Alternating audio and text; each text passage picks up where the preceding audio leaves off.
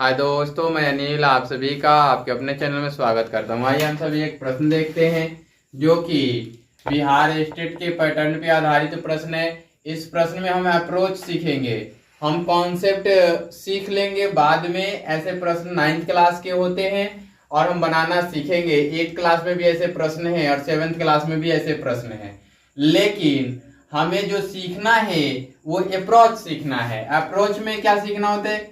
देखिए, कहता है कि आकृति में, ये आकृति है, यदि A B parallel to E F, A और B parallel to E F नहीं होना चाहिए था, यहां पे होना चाहिए था सी डी।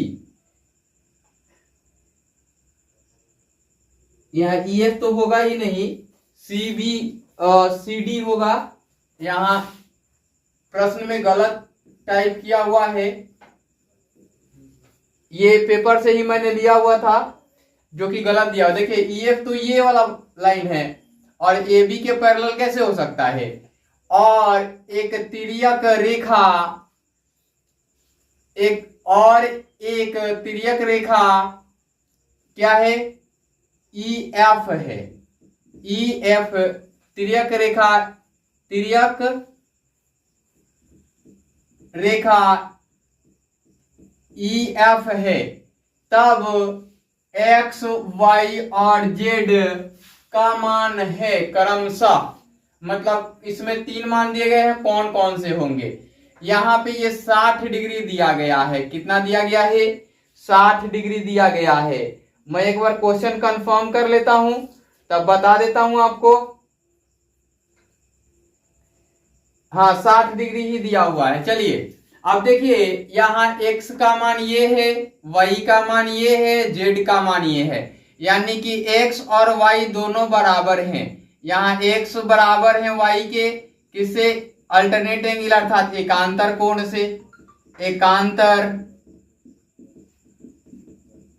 कोण से, अर्थात कि अल्टरनेट एंगल से।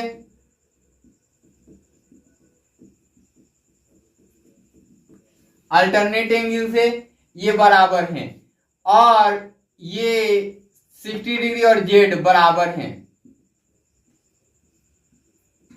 ये किससे?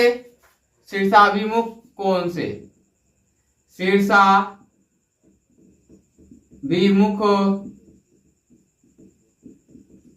कोण से ये बराबर हैं। वर्टिकली अपोजिट एंगल है ना, वर्टिकली अपोजिट एंगल से ये बराबर हैं। चलिए, तो यहां पता चल गया कि z का मान 60 है और x और y बराबर हैं, यानी कि लास्ट का मान 60। देखिए, 60 दो में दिया गया तो ये वाला ऑप्शन होगा नहीं।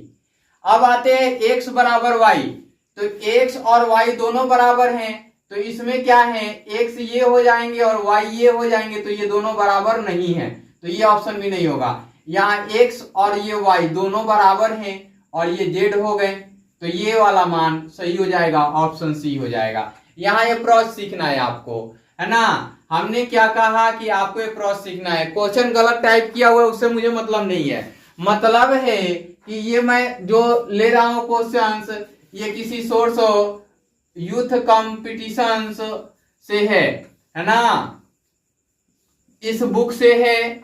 और इस बुक से लेने के बाद उसमें मिसटाइप किया हुआ है, तो मेरा काम है आपको सुधार के बताना, ठीक है ना।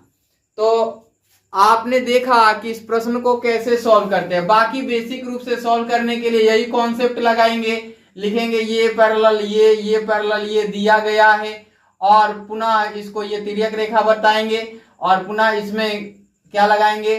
ये आसन कोण से लगा लेंगे तो 180 डिग्री हो जाएगा, या इसको लगाएंगे और इससे सरल रेखीय कोण से निकालेंगे, ये अल्टरनेट एंगल से निकाल लेंगे। इस प्रकार से इसको सॉल्व करते हैं। इस वीडियो में इतना ही।